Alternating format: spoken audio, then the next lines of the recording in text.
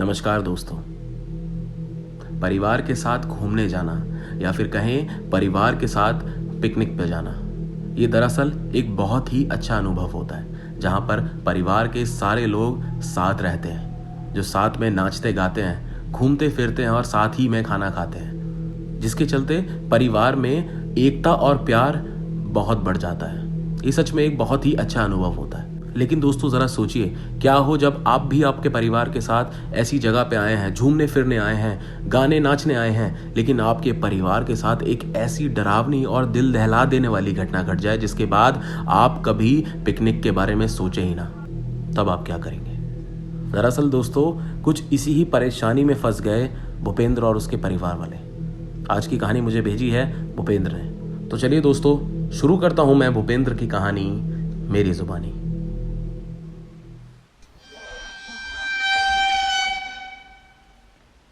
दरअसल दोस्तों उस दिन मैं और मेरी छोटी बहन, हम दोनों का ये प्लान बना था कि हम दोनों अपने जीजा जी के घर जाएंगे, यानी अपनी बड़ी दीदी के ससुराल। वो लोग हमें काफ़ी दिनों से बुला रहे थे और उसके बाद जीजा जी ने हिमाचल में एक अपना नया घर भी ले लिया था। तो हम दोनों ने प्लान किया था कि इस बार नवंबर के महीने में जीजा जी के घर घूमने जाया जाए। तो बस फिर हम दोनों भाई बहन रात की बस पकड़ी और सुबह सुबह जीजा जी के घर पहुंच गए। दोस्तों हिमाचल में हम दोनों पहली बार आए थे। हम जीजा जी के घर सुबह पहुंच गए थे, लेकिन बस के रात के सफ़र से हम दोनों थोड़ा थक गए थे, तो सुबह का नाश्ता कर हम दोनों सोने के लिए चले गए। उसके बाद फिर जब उठे तो काफ़ी सारी बातें दीदी और जीजा जी से करी गई। वहाँ पर जीजा जी के पापा और मम्मी भी रहते थे, तो उनसे भी काफ़ी बातें हुई। उस दिन तो हम सब लोगों ने कहीं भी घूमने फिरने जाने का प्लान नहीं किया, क्योंकि हम दोनों वैसे ही थोड़ा थके हुए थे। लेकिन उस रात हम सब लोग बैठकर ये प्लान करने वाले थे कि अगले दिन हम सब लोग घूमने कहाँ जाएंगे। तो बस फिर मैं, मेरी छोटी बहन, दीदी और जीजा, हम चारों बैठकर ये उस दिन बात करने लग गए कि अगले दिन हम सारे लोग कहाँ घूमने जाएं। कोई कुछ बताता तो कोई कुछ। मेरी छोटी बहन कहती कि हम सब लोग मूवी देखने चलते हैं, तो फिर बड़ी दीदी कहती कि नहीं, हम सारे लोग पहाड़ों पर चलेंगे। लेकिन जीजा ने एक बड़ा ही अजब और बढ़िया आइडिया दिया। उन्होंने बोला कि क्यों ना एक पास में ही एक छोटी सी झील है, एक लेक है, वो बहुत सुंदर है, उसके आसपास काफ़ी हरियाली, काफ़ी सुंदर सुंदर फूल भी हैं और थोड़ी ही दूर पहाड़ भी हैं। हम वहाँ चलते हैं, वहाँ पे सच में बहुत मज़ा आएगा। और ये बात सुनकर सारे लोग एक बार में तैयार हो गए कि हाँ, हम वहाँ ज़रूर चलेंगे। तो बस फिर हमारा अगले दिन झील पे जाने के लिए प्लान बन चुका था। रात को अपना सोए और सुबह उठे, और सुबह उठते ही अपना सामान वगैरह पैक करना शुरू कर दिया। दीदी और मेरी छोटी बहन खाना बनाने में लग गई, क्योंकि हम लोगों को खाना पैक करके भी ले जाना था। तो लगभग हम लोगों को 11 बज गए थे घर से निकलते वक्त। 11 बजे हम चारों लोग गाड़ी में बैठ के उस जगह के लिए निकल पड़े। दरअसल जीजा जी उस जगह पे पहले भी गए थे, लेकिन वो थोड़े समय के लिए ही गए थे अपने दोस्तों के साथ। इस बार हम सारे लोग फैमिली पिकनिक के लिए जा रहे थे। रास्ते भर हमें थोड़ा जाम मिला, लेकिन हम दोपहर 1 बजे तक अपनी जगह पे पहुंच गए। और दोस्तों जब हम उस जगह पे पहुंचे और हमने आसपास का नज़ारा देखा तो सबके दिल पिघल गए, क्योंकि वो जगह थी ही इतनी सुंदर। पास में इतनी ज़्यादा हरियाली, एक काफ़ी बड़ी झील जो एकदम साफ है, और दूर दूर से पहाड़ दिख रहे थे जिसे देख हर कोई दीवाना हो जाता। हम सारे लोग वहाँ गए, वहाँ का नज़ारा देख रहे थे, झील में गए, सब कुछ बढ़िया चल रहा था। हमारे अलावा भी वहाँ पे काफ़ी सारे लोग आए हुए थे, काफ़ी सारे परिवार वाले भी वहाँ पे बैठे अपना समय अच्छा बिता रहे थे। तो हम सारे भी वहीं बैठ गए और अपनी पिकनिक मनानी शुरू करी। पहले तो थोड़ा बहुत खाया पिया, उसके बाद फिर थोड़ा नाच गाना भी हुआ, थोड़ा आगे पीछे घूम फिर के भी आए। लेकिन सच में वहाँ पे समय बहुत अच्छा बीत रहा था, सबको बहुत मज़ा आ रहा था। हल्की हल्की ठंड भी थी, धूप भी निकल रही थी, मानो एकदम जन्नत जैसा एहसास हो रहा था। लेकिन दोस्तों हम सब लोगों को रात होने से पहले निकलना था, क्योंकि सर्दी में नवंबर के महीने में दिन छोटे होते हैं, 5:30 बजे ही अंधेरा होना शुरू हो जाता है। तो हम सब लोगों को वहाँ से पहले ही निकलना था, ताकि हम सब लोग समय रहते अपने घर पहुँच पाएँ। लेकिन दोस्तों मेरी छोटी बहन ने ज़िद करी और उसने बोला कि हम थोड़ी देर और रुक जाते हैं, क्योंकि मैं देखना चाहती हूँ रात के समय यहाँ पे कैसा लगता है, यहाँ का नज़ारा कैसा होगा। हम सब लोगों ने उसे समझाया और बोला कि अभी रहने, कभी और देखेंगे, अभी घर चलते हैं, ठंड का महीना वैसी है, दिन छोटा होता है। लेकिन वो अपनी ज़िद पे अड़ी रही, कहती रही कि नहीं, मुझे देखना है। तो उसके बाद जीजा जी ने ही बोला कि चलो कोई बात नहीं, वैसे भी तुम लोगों का यहाँ पे बार बार आना तो होता नहीं है, तो आप तुम देख के ही जाओ। तो हम चारों ने डिसाइड किया कि हम वहाँ पे थोड़ी देर और रुकेंगे। लेकिन दोस्तों सूरज ढलने से पहले ही वहाँ पे जितने भी परिवार वाले आए हुए थे वो सारे लोग जा चुके थे। मतलब अब वहाँ पे सिर्फ हमारा परिवार बचता था। लेकिन दोस्तों हमने इस चीज़ की बिल्कुल फ़िक्र ही नहीं करी, कोई परवाह ही नहीं करी। हम सारे लोग वहाँ बैठे बस वहाँ की चीज़ों का आनंद ले रहे थे। 6:30 बज चुके थे, अंधेरा हो चुका था। फिर हम लोगों ने डिसाइड किया कि अब यहाँ से चलना चाहिए। तो हमारा जितना भी सामान वहाँ पे पड़ा हुआ था उसको बटोरा और पैक करना शुरू किया कि दोस्तों तभी अचानक से एक आदमी हमारे पास आया। उसका पहनावा बिल्कुल हिमाचली पहनावा था। वो हमारे पास आया और वो हमसे बोला कि आप मेरी मदद कर सकते हैं। जीजा जी ने पूछा कि क्या हुआ, तो उसने बोला कि मेरी गाड़ी ज़रा फंस गई है, आप उस गाड़ी को ज़रा निकलवा दीजिए। जीजा जी ने बोला कि कहाँ है? उसने बोला कि बस झील के थोड़ा सा आगे। तो उन्होंने बोला कि ठीक है। मैंने भी बोला कि जीजा जी मैं भी आपके साथ चलता हूँ। तो मैं और जीजा जी दोनों उस आदमी की मदद करने निकल पड़े। दोनों बहनों से हमने कहा कि तुम ज़रा सामान पैक करो, हम ज़रा अभी आते हैं। तो हम दोनों उस आदमी के साथ साथ चल पड़े। वो आदमी हमारे आगे आगे, हम दोनों उसके पीछे पीछे हम चले जा रहे थे। थोड़े समय बाद हम काफ़ी आगे आ गए, लेकिन वो आदमी चले ही जा रहा था। मैंने पीछे मुड़कर देखा तो बहन भी काफ़ी दूर हो चुकी थी। मैंने उससे पूछा कि भाई कितनी दूर और जाना है, कहाँ है तुम्हारी गाड़ी? तभी दोस्तों वो अचानक से रुक गया और वो पीछे मुड़ा और हम दोनों को बड़े ही अजीब तरीके से देखने लगा। और दोस्तों उसके बाद उस आदमी ने उस झील में छलांग लगा दी।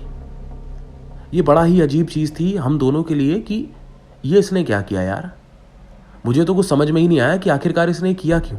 लेकिन जीजा जी बोलने लगी कि ये हमसे मजाक कर रहा था, ये आसपास का रहने वाला होगा और हमारा समय ख़राब करने आया था। लेकिन दोस्तों एक अजीब चीज़ वहाँ पे जो मैंने देखी वो ये थी, उस आदमी ने झील में छलांग ज़रूर लगाई, लेकिन जब वो झील के अंदर गया और पानी एकदम साफ था तो वो आदमी झील के ऊपर से मुझे दिख क्यों नहीं रहा था। उसके कपड़े या कुछ तो दिखता ऊपर से, लेकिन दोस्तों वो दिख नहीं रहा था। एकदम झील एकदम खाली थी। मैंने जीजा जी से बोला भी, मैंने कहा जीजा जी अगर ये आदमी झील के अंदर गया अभी तो हमें दिख क्यों नहीं रहा? जीजा जी ने बोला उसे छोड़ो, तुम चलो, हम लेट हो रहे हैं। मैंने कहा कि चलिए ठीक है। हम दोनों वापस आने लगे। हम दोनों जब वापस आए तो दीदी पूछने लगी कि क्या हुआ। जीजा जी ने बोला कि पता नहीं, कोई था हमसे मजाक कर रहा होगा, तुम लोग सामान पैक करो। तो हम फिर से सामान पैक करने लग गए। लेकिन दोस्तों उसके बाद एक बड़ी ही अजीब घटना घटी। हम चारों लोग झील के थोड़ा पास में ही थे, मतलब किनारे पे ही थे, और मेरी बहन जिस तरफ खड़ी थी वहाँ से झील और पास थी, जो मेरी छोटी बहन थी। तो दोस्तों ना जाने क्या हुआ, हम सारे लोग अपना सामान बटोर ही रहे थे कि अचानक से मेरी छोटी बहन की चिल्लाने की आवाज़ आई। और जब हमने उसे देखा तो ऐसा हो रहा था जैसे मेरी छोटी बहन को कोई खींच के झील के पास ले जा रहा है। वो चिल्ला रही थी कि ये क्या हो रहा है, मुझे बचाओ। मैंने और जीजा जी ने देखा तो वो खींचे जा रही थी, मतलब उसके पैर नहीं चल रहे थे। उसके पैर और उसका शरीर एकदम स्थिर था, लेकिन उसको कोई ऐसा लग रहा था जैसे कोई खींच के झील के पास ले जा रहा हो। मैं और जीजा जी उसके पास भागे। जीजा जी ने उसके हाथ पकड़े तो मैंने उसकी टांग पकड़ ली। लेकिन दोस्तों उस दिन न जाने कैसा था कि मेरी बहन को हम दोनों आदमियों ने पकड़ा हुआ था, तब भी वो पीछे की तरफ खिंची जा रही थी। हम दोनों भी वहाँ से रगड़ रहे थे नीचे ज़मीन पे, लेकिन हम अपनी बहन को रोक नहीं पा रहे थे। वो रुक ही नहीं रही थी, वो खिंचे जा रही थी। और दोस्तों उसके बाद अचानक से ऐसा हुआ कि जैसे मेरी छोटी बहन को किसी ने उठाकर जैसे पानी में फेंक दिया हो। मैं और जीजा जी नीचे ज़मीन पे ही रह गए और मेरी बहन को ऐसा लगा जैसे उठा के किसी ने पानी में फेंक दिया। वो तो शुक्र था कि उस तरफ पानी इतना ज़्यादा नहीं था, झील का पानी उस तरफ कम था, यानी उस तरफ नीचे मिट्टी थी और पानी सिर्फ कमर तक ही था। तो हम दोनों उठे और अपनी बहन की तरफ जाने लगे। लेकिन दोस्तों एक और अजीब चीज़ घटी। मेरी बहन खड़ी ही हो गई थी अपने पैरों पर, लेकिन वो फिर से चिल्लाने लगी और बोली कि मुझे बचाओ। हम दोनों उसके पास भागे तो देखा उसके पैर, यानी उसके जो पंजे थे वो मिट्टी के अंदर दबे हुए थे। हमने बोला कि बाहर निकाल चल, लेकिन दोस्तों वो बोली कि मेरा पैर कोई नीचे ज़मीन से खींच रहा है। हमने बोला कि ये क्या कह रही है, और दोस्तों सच में ऐसा लग रहा था जैसे उसके पैर मिट्टी के अंदर धंसते जा रहे हैं, उस रेत के अंदर धंसते जा रहे हैं, जैसे कि कोई दलदल में धंसता चला जाता है, बिल्कुल वैसी। हमने उसके दोनों हाथ पकड़े और उसको बाहर खींचने लगे, लेकिन दोस्तों उसको हम जितना बाहर जान से खींचते उतनी ज़्यादा वो उस मिट्टी के अंदर धंसती जा रही थी। हमें समझ नहीं आ रहा था।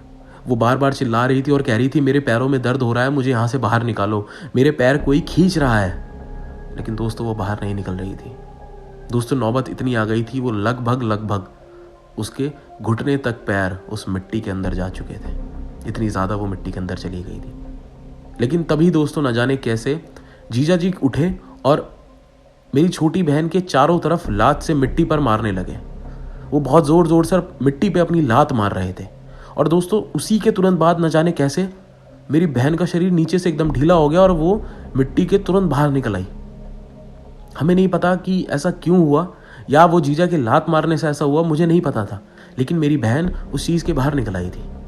हम दोनों ने उसे उठाया और बाहर लेकर आए, लेकिन वो कह रही थी कि मेरे पैरों में बहुत दर्द हो रहा है। तो जब मैंने उसके पैरों में देखा तो दोस्तों सच में उसके एड़ी के पास वाले हिस्से पर एक इंसान के हाथ के निशान छपे हुए थे। बिल्कुल 4 उंगलियां उसके पैरों पर देखी जा सकती थी। उसका पैर वहां से लाल पड़ा हुआ था। उसके बाद जीजा जी ने बोला कि जितना सामान बटोर सकते हो बटोर और गाड़ी में तुरंत बैठो। और दोस्तों फिर हमारे पास जितना सामान नीचे पड़ा था हमने बटोरा, गाड़ी में रखा और गाड़ी में बैठ गए। लेकिन दोस्तों जब मैं गाड़ी में बैठ रहा था तो मेरी नज़र एक बार झील पे पड़ी जिस हिस्से में अभी हम रुके हुए थे। दोस्तों मैंने वहाँ पर देखा कि वही इंसान वहाँ खड़ा था जो इंसान हमसे मदद मांगने आया था। मैंने उस इंसान को उसी जगह पे खड़े हुए देखा, लेकिन मेरे पास इतना समय नहीं था। मैं गाड़ी में बैठा और मैंने गाड़ी का गेट बंद कर लिया। जीजा ने कार की चाबी लगाई और गाड़ी स्टार्ट करते ही गियर डाल के गाड़ी आगे बढ़ाई। लेकिन दोस्तों एक और मुसीबत हमारा इंतज़ार कर रही थी। हमारी गाड़ी आगे ही नहीं बढ़ी। गाड़ी चालू है, गाड़ी का टायर घूम रहा है, लेकिन गाड़ी का टायर मिट्टी में फंस चुका था। वो दोनों टायर मिट्टी के अंदर ही घूमे जा रहे थे, वो बाहर नहीं निकल पा रहे थे। जीजा ने बहुत कोशिश करी, बहुत जान लगाई, लेकिन गाड़ी का टायर उस मिट्टी से बाहर निकल ही नहीं रहा था। मैंने जीजा जी से बोला कि मैं जाके देखता हूँ बाहर। तो जीजा जी ने बोला कि गाड़ी से बाहर कोई नहीं जाएगा, सब लोग गाड़ी में बैठे रहेंगे।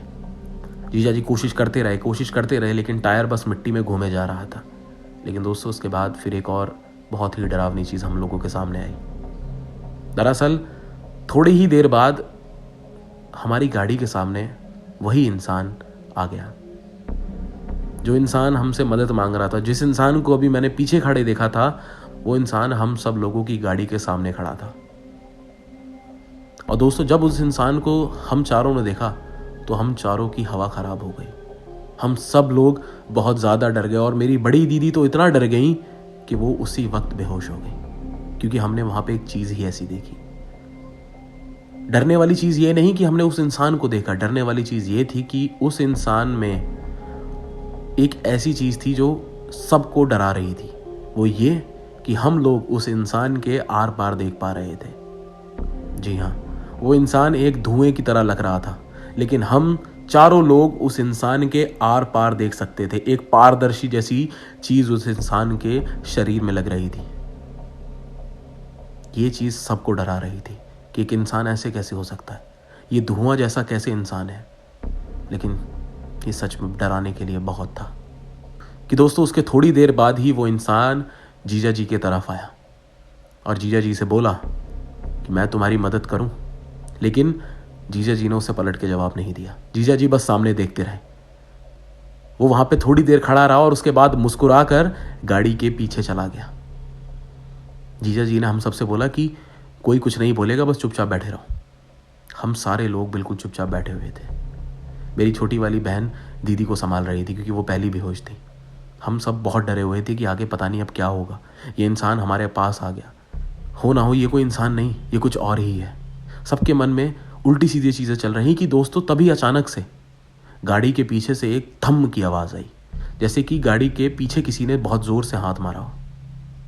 और दोस्तों उसके बाद एकदम फिर शांति, फिर कुछ नहीं। हम सब लोग सोच में पड़ गए कि आखिरकार ये आवाज़ कैसी है। जीजा जी साइड के शीशों से देख रहे थे कि कहीं वो इंसान आसपास तो नहीं, लेकिन वो अब दिख नहीं रहा था। वो पता नहीं कहाँ था। लेकिन उसके बाद जीजा जी ने फिर से गाड़ी चालू करके जैसी ही गियर डाल के गाड़ी चलाई तो दोस्तों इस बार गाड़ी चल गई।